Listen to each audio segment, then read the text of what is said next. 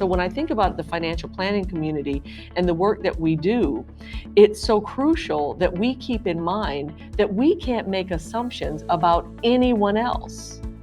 And often that can be difficult if you're part of a majority that's kind of always, the default has always been you. And anything that doesn't look like you or sound like you or think like you is othered.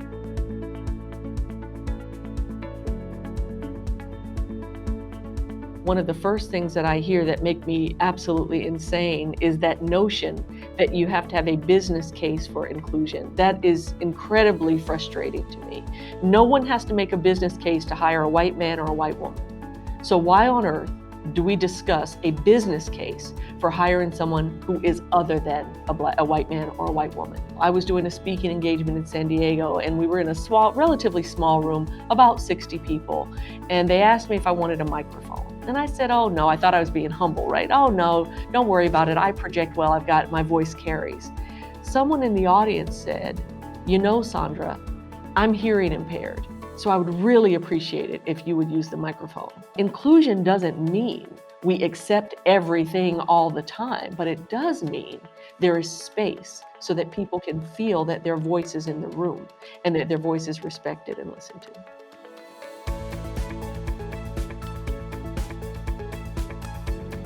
Equity is when I have the same access that you have.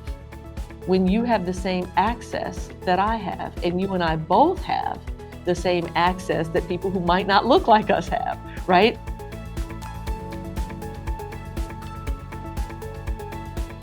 Number one, be open to listen, be open to hear, and be open to get perspectives that may make you uncomfortable.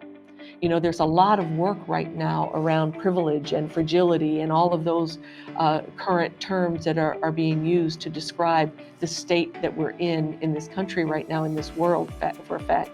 And I would say that being open to the conversation genuinely, right? So doing your own work first.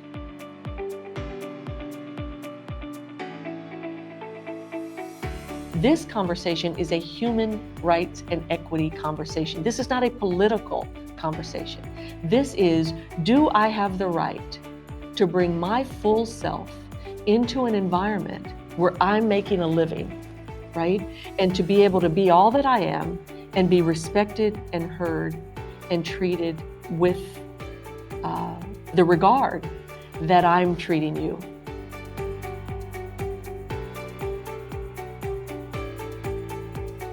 It's not inclusion. We're trying to change exclusion.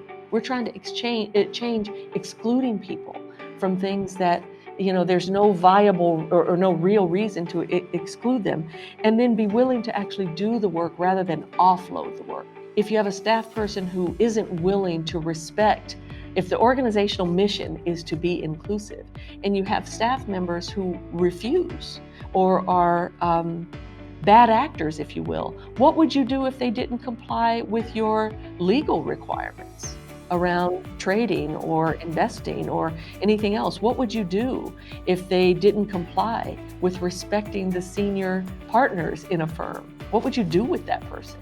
So I would contend, if inclusion and equity matter to you, then do the same thing that you would do in that case. And sometimes it might mean losing people who are really good at what they do, but aren't necessarily good working in an environment that's committed to inclusion and equity.